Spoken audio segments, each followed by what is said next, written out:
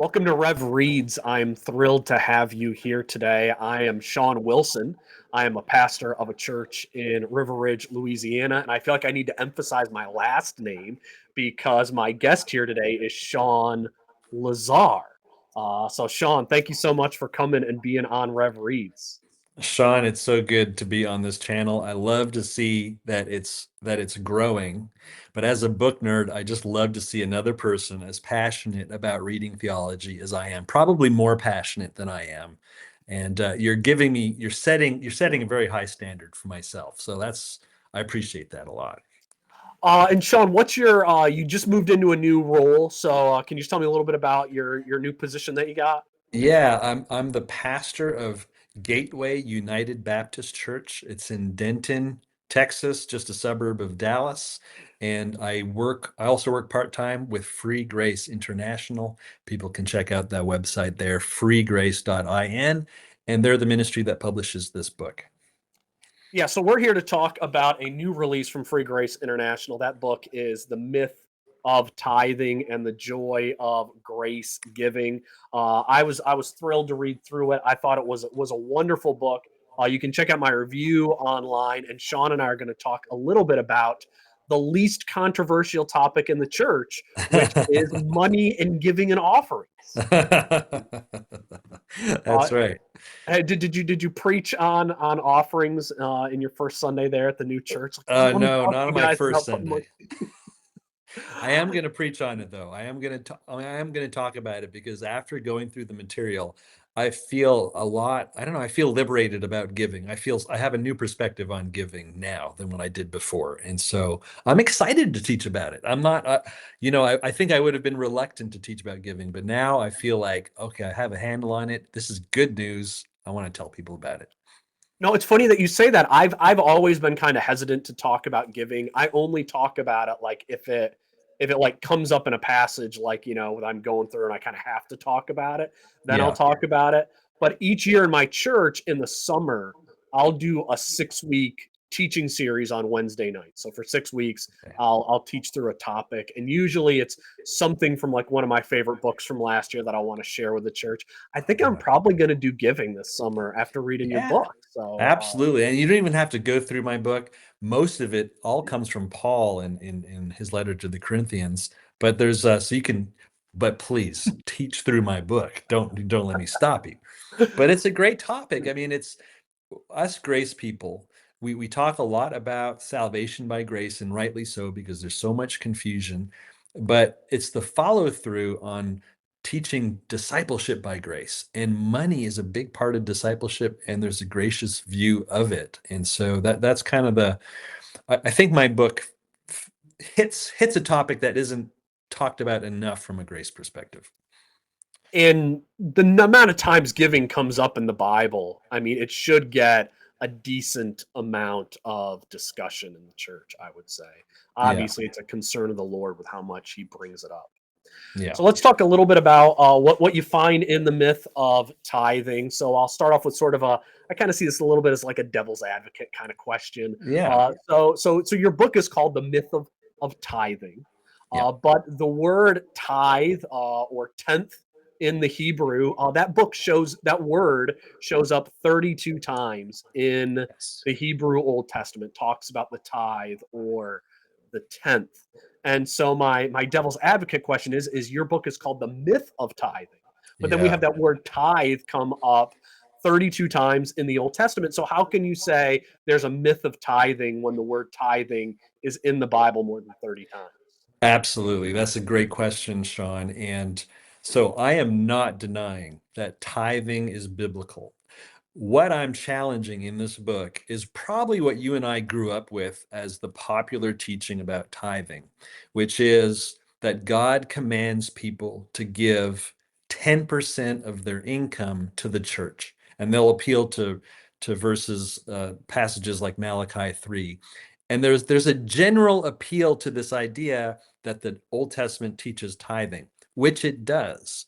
However, the question is, does it teach that you have to give 10% of your income to the church or the religious authorities or whatever?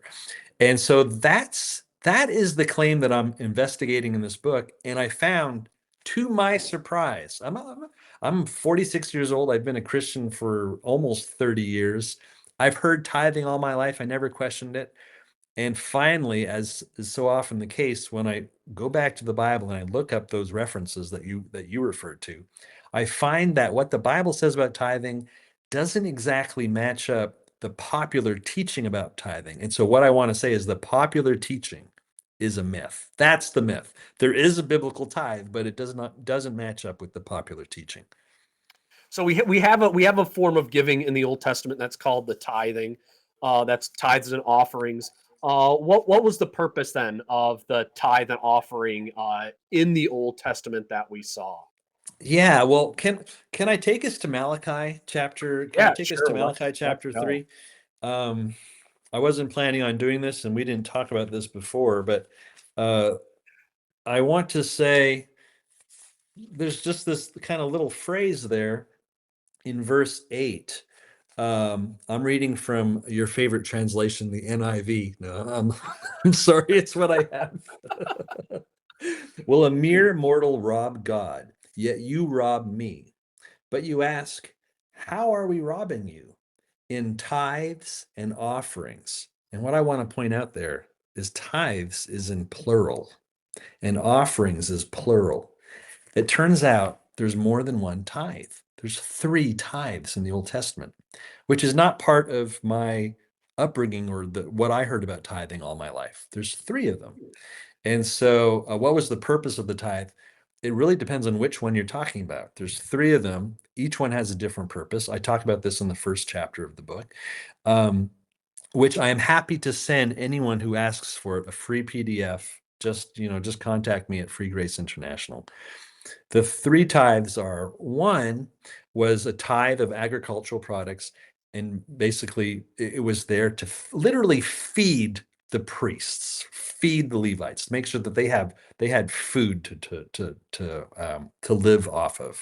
It wasn't about income. It was all about what they were growing on their land, or how many. It was based on how many animals that they had, cattle, like cattle. um, what's the It's not not just cattle. What's the word I'm looking for? It's livestock, based on Yeah. livestock. The second tithe was basically like it was a celebratory tithe. It was a festival tithe, and you can pay a cash. If I'm remembering correctly, there was a cash penalty that you can pay if you didn't want to bring all the agricultural products across Israel to Jerusalem. And that was more of a celebratory thing. It was supposed to be food that you ate and you can share with the priests, and it was more of a celebration before the Lord. And then the third tithe was known as the poor tithe. And basically, it was something that was paid locally and was every 3 years. And it was there to support the poorest of the poor. And it was there to support the Levites who lived locally. So, not just the ones in Jerusalem, but it was whatever Levitical families lived in your particular area or city.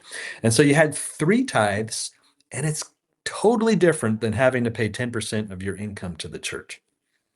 So yeah, they're basically supporting various aspects of a country for what their tithe is going to support the poor, support the Levites, support those who ran it. So which is a little bit different than what we do here in the church. So we're not. I mean, this is one of the things I think I like about your book is you show that when you talk about the tithe, it's comparing apples and oranges to giving in the church. It's different things for different purposes. It really is, and you raised the issue of this was a support system for the country. Israel was a country. This was its tax code. It was Yeah. there. This is almost like its welfare provisions to take care of the poorest of the poor, as well as the administrative side of the country, the Levites. It was there to pay, the workers, to sustain the workers, and to sustain the poor. So yeah, very different. We're in a different situation. I just have a little church here out in Denton, and there's not a whole superstructure of a state to support. Giving in the church serves a totally different purpose. So what I heard growing up, because I'm all we're not under the Mosaic law. Obviously, no matter Mhm. what church you're in, they're all going to be like, okay, we're not under the Mosaic law, but we Yeah, want to take that tithe practice and set that as our standard. I think I've heard some people say your baseline for yeah. giving.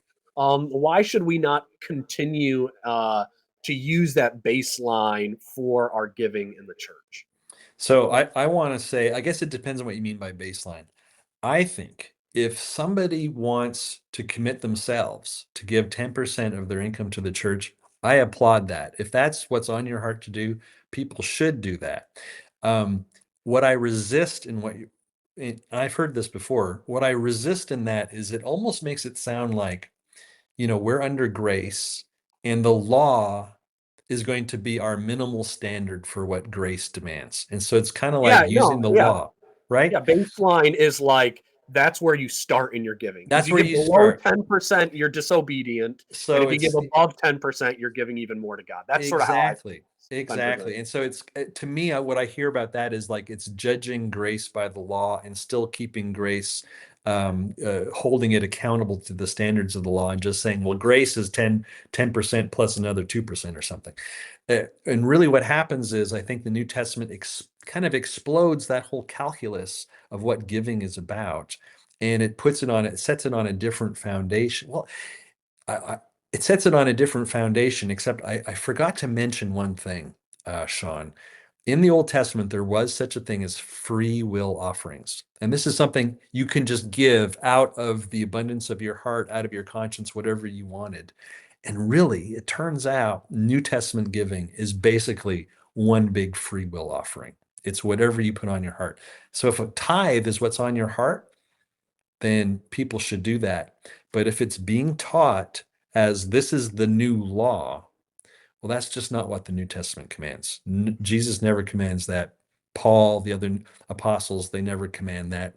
If it's being taught as a new law, then that's a human tradition.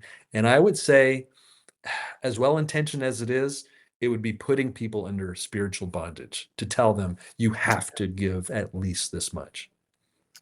What do you think are the benefits for the individual Christian if we were to stop teaching, give a specific percentage of your income? What do you think the benefit would be to the people in your church, the people in my church, if we don't use that kind of language? Yeah, I think the benefit is you might actually be able to teach people what the New Testament actually says as are the purposes, That's a good benefit. That's a good the benefit to start purposes and with. limits of giving. And that's always a good thing. I think for me, whenever anything is taught as a law, um, my reaction is always to not want to, you kind of not want to do it, unless it has to Bring it come into the from the law. heart to really count.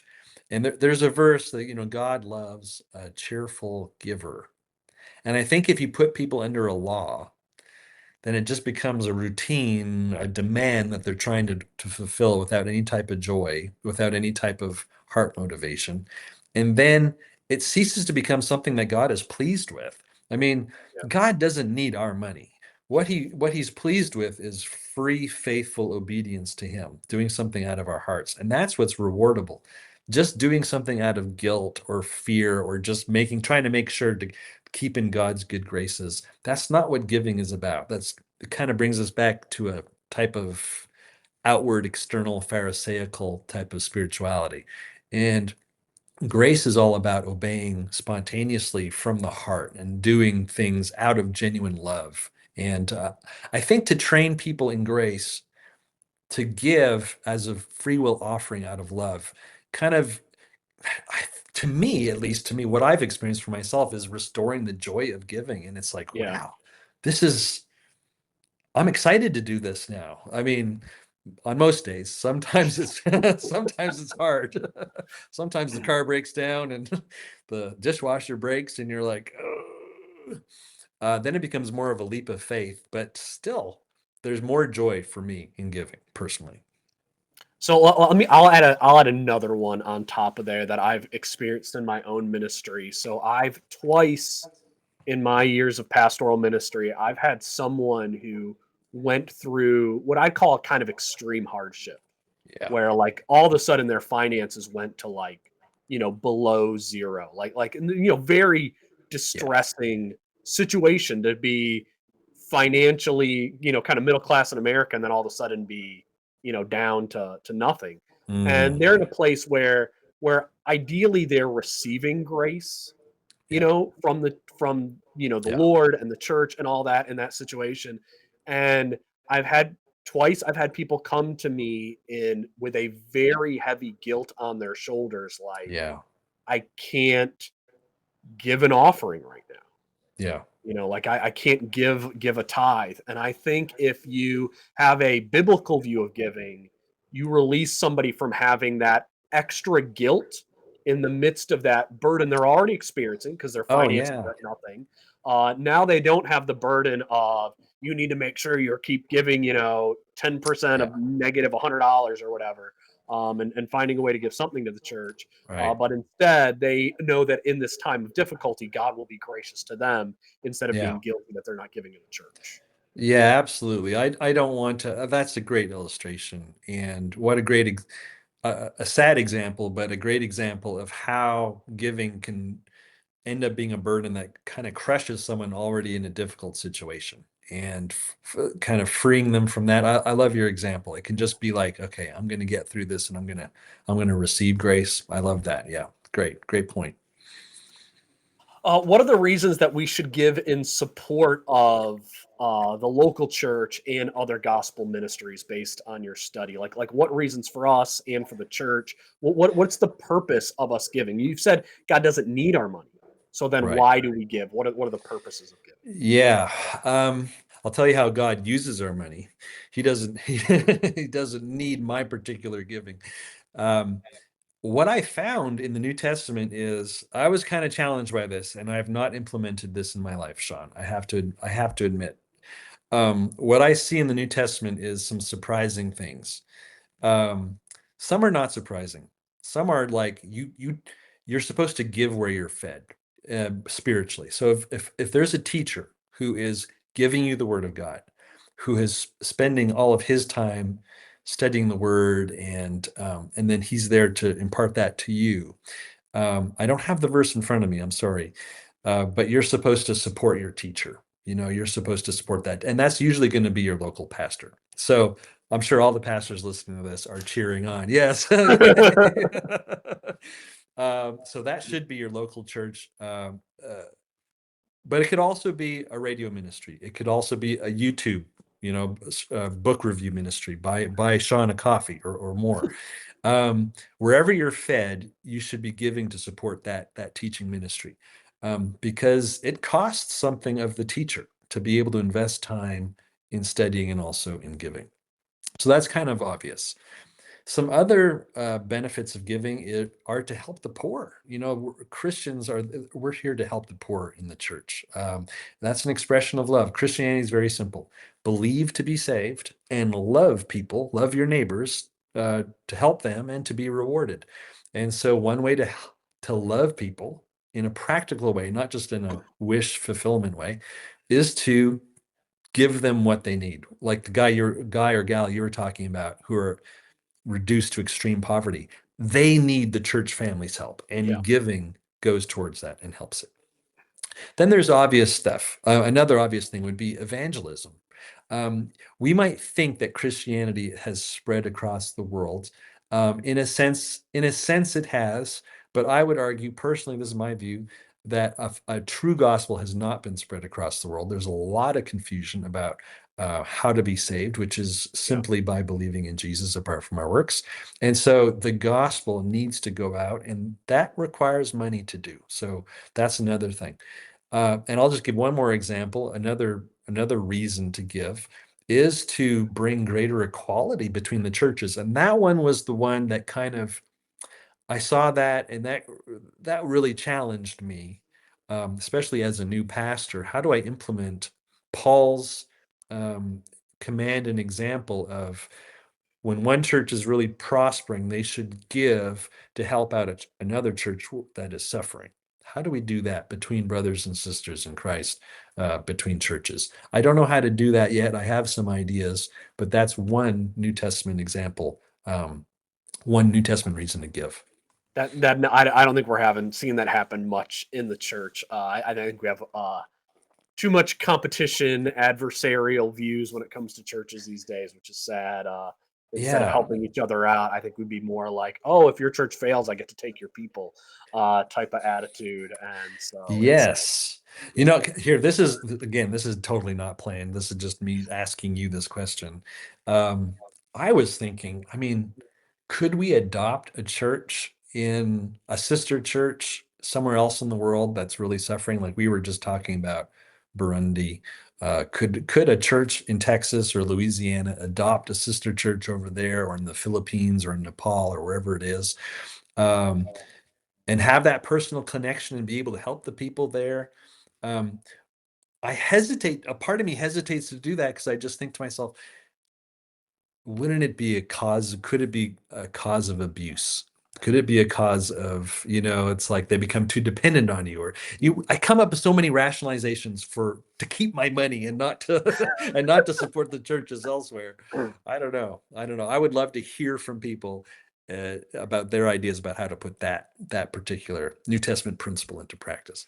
no, I do. I have thought about that since coming back to Burundi. That like, so when I went there, we did pastoral training, and we're training these like, I think there were 125 people there. Each was like two people representing a church as far as the people coming to get trained. So we're Mhm. about 60 churches there, and Burundi is one of the few countries that's Roman Catholic run, basically, that Uh, tries to tamp down and persecute the Protestants.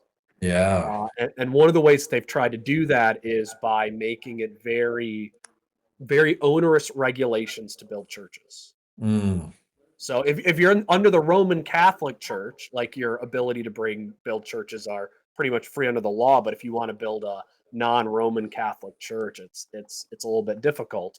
Um, and and so it's hard to get these churches built. And so I come back thinking, I mean, the ideal thing would be if you could get 60 American churches oh yeah. to adopt to build 60, Burundi churches in Africa. That would probably be the ideal situation. You're probably talking, 40, $50,000 in fundraising from each American church, probably less than that even, Right. to get a building built according to all the regulations. And the regulations are specifically made in a way to make it too cost prohibitive for locals to build their own churches. Oh man, Um, really? Oh Wow. yeah, no, like they went through a list of all these things these churches need to have. And when I was in Burundi, I stayed in their second nicest hotel in the country. Put it in Yeah. quotes because it's you know, a Hmm. Motel 5 probably has better overall accommodations. But Yeah. what's funny is that like things that hotel had did not have were things that they were requiring the churches to have. Oh man. Mm. Just because they knew you wouldn't be able to do it, and then you Yeah. couldn't have a Yeah. church. Yeah. And so then it's like, so then the whole like, would they be too dependent on us? Well, without outside help, I don't think they can build the churches at all. Right. And that's an interesting kind of example because maybe it's a one-time capital expenditure to build the building. And once the building's done, then they can hopefully upkeep it, or maybe not. I'm not sure, Well, yeah. So, Yeah. so yeah, so things like that I think would be ideal to do. I think a lot of the questions would be like, you're doing missions and ministry then so different than the norm, which Yeah. is Americans going to raise funds and go over somewhere and do the work. That's our Right. norm. This Yes. is so apart from that norm that you would kind of need to totally think outside of the box. And that might be one Yes. of the hard things about the New Testament model of churches supporting churches is that we've gone so far away from that Yeah. that we need to, totally build our own new things to do that. But Yeah. it was a good. I thought it was a good point in the book that you brought up, and I do think it's legitimate. There's multiple passages where Paul talks about giving, and clearly that's how he's expressing it should happen. That the Right. churches Right. that are prospering help the churches that are Yeah. struggling in poverty. Yeah. Yeah. To transition onto it to sort of another subject with giving. One thing I was thinking about with your book that you didn't really touch on, but I would love to get your thoughts on just for a moment, is when it comes to giving and finances, one of the things that often comes up is the prosperity gospel movement. That one of the reasons I give to God is so that God will make me individually prosperous. Oh man. What's your thoughts on that motivation and that view of giving? Yeah, I think um, one of the chapters in my book, so the book covers tithing. It covers the Old Testament myth of tithing. Then it gets into why we're not under Old Testament laws. And then I went over New Testament principles of giving in another chapter. But there was all these other verses that I didn't really didn't fall under New Testament giving. It had more to do with heart issues, like about our whether money is an idol for ourselves and our heart attitudes towards material things. And so I have a whole chapter on that. And you're right, I didn't address prosperity theology. I think that probably a lot of what passes for a prosperity theology falls under the vice of greediness, of treating God like he's a genie, so that if you sow in your $1 seed, you're going to get out $1,000, rewards. And I don't say this out of ignorance either. I've read all the major prosperity guys. I've read a lot of Kenneth Copeland. I've read a lot of Joseph Prince, although he's kind of a little bit maybe more mild prosperity theology. I've read Joyce Myers. I've read these other people. Um, and I've gone to those churches to listen. And I will say from firsthand experience, I found it to be extremely materialistic.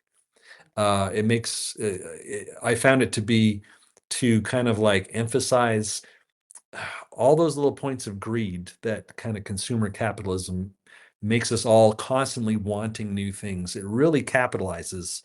That's pun not intended. It capitalizes on those points of greed that we have, those desires of the flesh of wanting more and more and more, and not to be satisfied.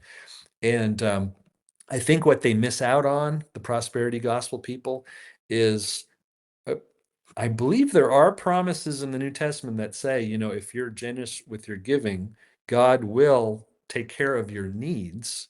But if he's going to give you more, it's not so you can satisfy your every urge and desire. It's so that you can give more. It's so that you can Yeah. be an even greater conduit to even more giving. It's so that you've been proven kind of like faithful in small things, and so you'll be given even more money to, like, to bless other people. It is not so that you can get the latest Jaguar or the bigger house or this nicer vacation. I don't think God is interested in giving us those things at all. It will be to bless other Christians. No, great. Yeah, great response I on mean, just our own attitude toward finances and greed. Yeah. what do you think of prosperity theology? Is there any kernel of truth to it at all? Well, the hard part is I think with any teaching that goes astray like that, I think there is an initial, kernel of truth. And I do think that God provides blessings in response to our giving. Yeah, Now, I think that those blessings are in some plans, I think they are finances. I think there are people that God has blessed financially because they give. But I think some of that blessing is if you are giving to the church, I personally think you're more likely to be content and satisfied with mm, what you have. And based on my own personal, I think everybody in America at one time you got to wrestle with the greed issue because it's just such part of our culture. yeah, But I've personally found that the greatest financial blessing is contentment with what you have. yeah, Like yeah, like if you can be content with, you know, $50,000 a year in income and a smaller size middle class home and your one car that can just get you to the office and back or whatever. If you can become content with that in America, the ability to be totally financially stable and to not have the major needs is so attainable and yeah, easy, and it's right there for you. So yeah, if we could get people to be content, and I think that when you can give a certain amount of your income back to God, yeah, I mean, doesn't that just breed contentment in? Because you're saying I'm yeah, freely giving out of it. So absolutely. I think what the prosperity gospel gets wrong is I think a lot of the blessing that God wants us to have from our finances is contentment when we give, and they just turn that into getting more and more and more stuff, and Yeah, more and more yeah, financial resources. I think it's the right it twists a good motivation and a good foundation. I think I agree with you 100%. Maybe I'd add this too. Does it relate to the book or not? I'm not sure. I think another kernel of truth in the prosperity gospel is that if you live a godly life, if you don't cheat on your wife and Oh you're yes, both diligent, I know where you're going. Yeah, yeah, if you're following God and you're living according to his law, his standards, you're going to be more blessed than someone who's cheating and getting divorced and yeah, gambling and spending everything on drugs and alcohol and ruining yourself financially. If you live a godly life, you will be better off, I believe. yeah, yeah, If the government is in place and the government's not persecuting you and all that kind of stuff. Um, and there is a kernel of truth to that. But the idea that God wants every single person to be a billionaire, that's not Jesus. That is something else, Yeah. yeah, yeah. Totally, yeah, yeah. No, those are great ad there. So, so one thing, since you do get this benefit from giving, you get there are benefits across the board from giving. That's one of the things I like about that you bring out in the myth of tithing is that I do feel like you play very strong in the fact that if you give, you and the church and others who are poor, lots of people benefit from Mhm. giving, but then we are still afraid to give. We are. So if someone were to come into your office now as a pastor and be like, Shawn, I've loved what you said about giving, but I just honestly am kind of overcome with fear whenever Yeah. I think about putting money in the offering box because I think I'm going to need that money Mhm. in 2 weeks or a month.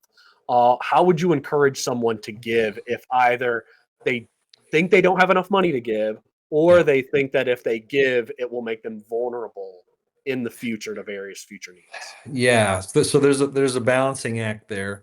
I wouldn't want to guilt anyone into giving who has that mindset. What I would want to do is to help them overcome that mindset and move from fear to faith. Okay.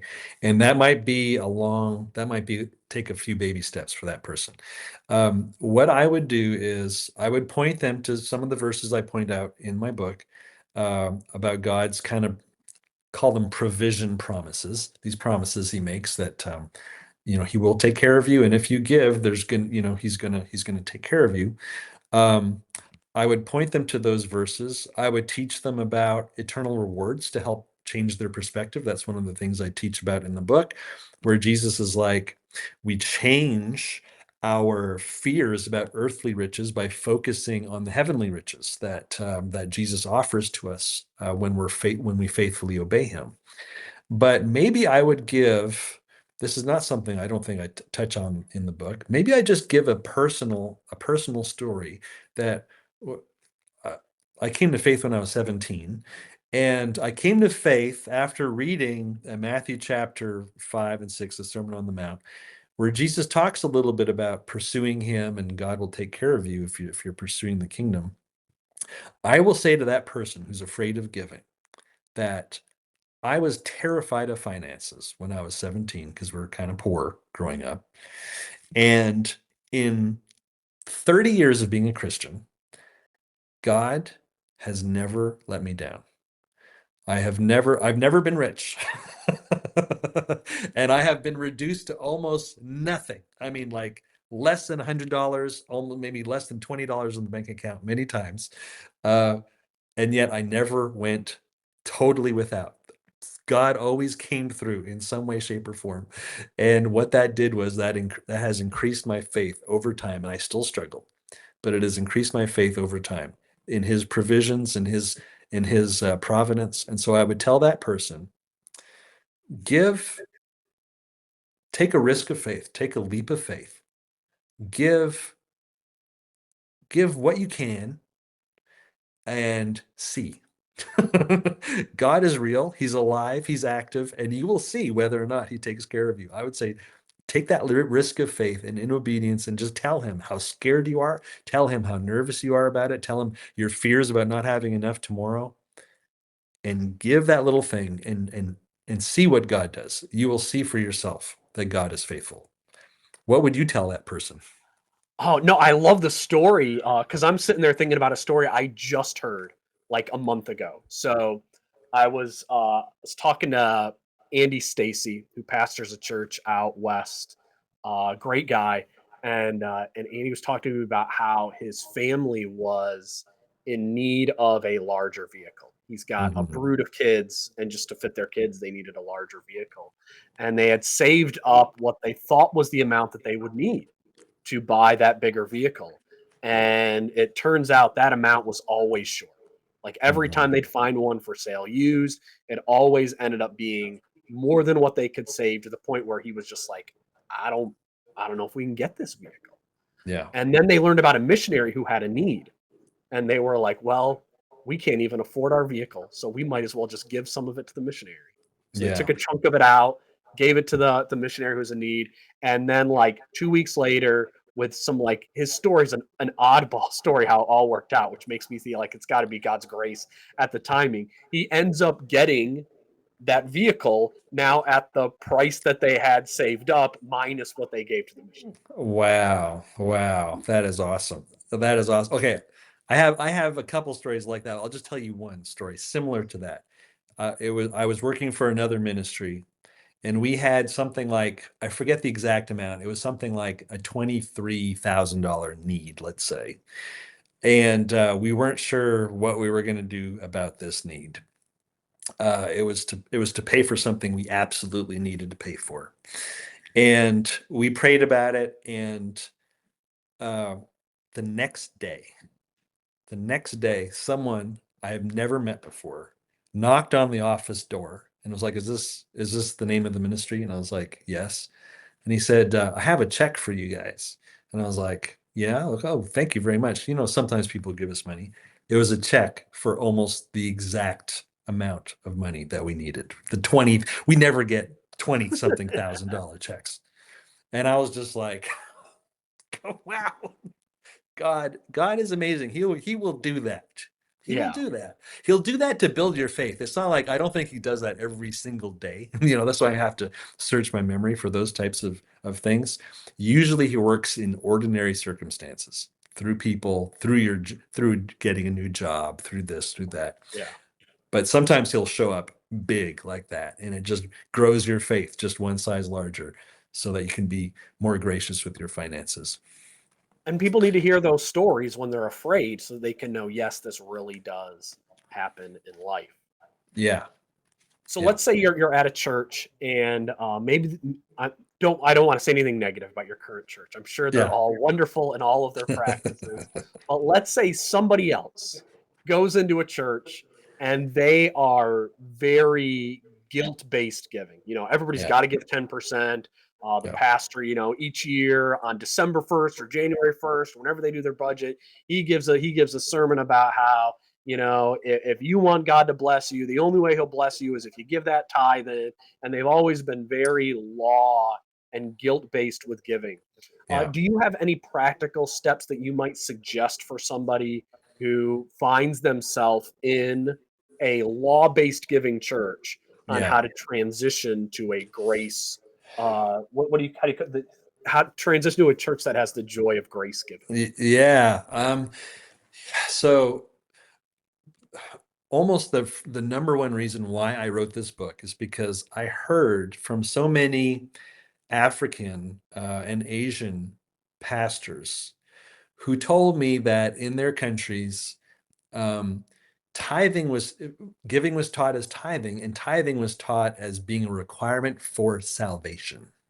Okay. They were being taught that you can't be saved unless you tithe. And so the gospel was confused. And so if someone in the situation you described is hearing condemnation giving, law-based giving, my question for them is, what does that mean about the gospel you're hearing? What kind of gospel is being taught at that church? I could live with, someone being kind of pushy about giving. I can overlook a lot of things. But if that means they're teaching a work salvation gospel, I would strongly encourage the person attending that church to see the teaching on tithing as a symptom of something much worse, which is a false gospel. And I would encourage them to find a grace-based church such as yours or such as mine and start giving to it, instead of supporting a work salvation ministry. So run, don't walk away from a church that is really, it's okay to be confused. It's okay for a church to be fuzzy. Sometimes people are in these traditions about tithing, and it's like you just have to overlook it. But if they are hardcore work salvation, the way I heard from these African brothers and sisters, I would say run, don't walk, run to a grace church where they're clear on the gospel and where they'll probably be clear on giving too. So you would say that, so it starts with the gospel, like that would be that if when it comes to giving and getting into the joy of giving in the right spirit, it starts with soteriology, like how we understand how we're saved. I think so. If you can understand that eternal life is a gift, and if you can understand that we have freely received, then you will freely give. If you understand how big, we're just going over Matthew chapter 18 this morning and this past Sunday, where Jesus tells the parable of the unmerciful servant who is forgiven a ginormous debt, a gazillion dollar debt. The king Yeah. just eliminates the debt. And one of the points of the parable is that such an act of grace should have transformed the servant's heart, so that when he meets someone else who owes him a little bit of money, he should have shown the same grace to that person. Um, Unfortunately, the truth is, contra our Calvinists friends, grace is resistible. And so it's like you can understand what Jesus has done for you, and that won't transfer. It's possible for it to not transform your life, but it does start with the gospel. If you truly understand how free grace is, if you understand how much it cost Jesus to save us, and how much we have received through faith in Him, that will transform your heart, and you're going to want to give to other people. Freely we have received, so then freely we will give to others. Yeah, great. So if a church was fuzzy though, do you think there's any practical things you could do beside emphasizing the gospel right to get a better attitude toward giving? Yeah, I would say study it for yourself and give according to your conscience, and just try to try to overlook the fuzzy teaching. I mean, that's what I do. I don't have much better advice than that. What would you say? Well, I mean, I'm thinking about how to help your own church. I mean, for my church, one of the things I think that emphasizes our attitude toward giving is we don't pass an offering plate. Because Oh, I think really? passing an Okay. offering plate is a form of guilting people to put something in the plate when it goes past. So Okay. we have a box that hangs up by our back door, And and you guys are still running? You're still in and business? believe it or not, we are still in business with the box in the back of the church. And we have been for a while now. I So like I that. think that's a way to do it. The offering plate's a relative recent addition to church, looking at all of church history. So it's not something that we need to hold there. Yeah, so we just keep a box in the back, and I think a lot of it it's got to be one of those things that's got to be led by the pastor and how he Yeah. talks to people. Yeah.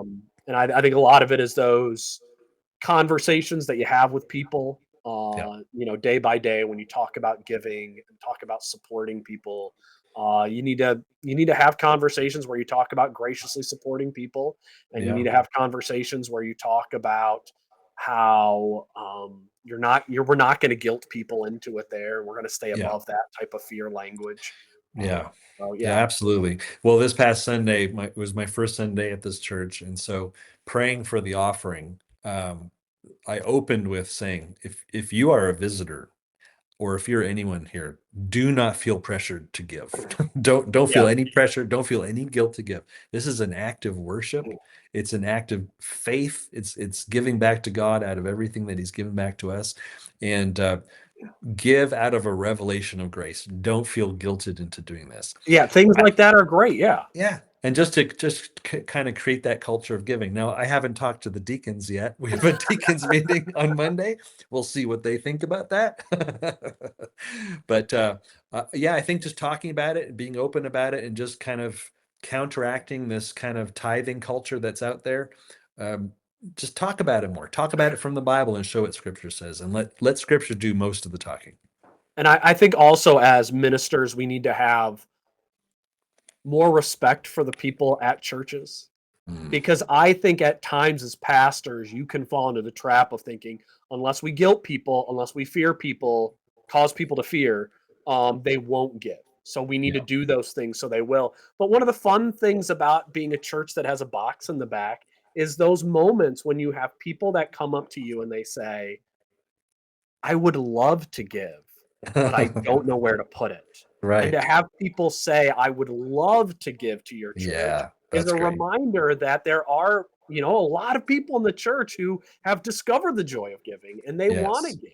And Yes, yeah, I think we absolutely. view people as being more willing to give than we might give them credit.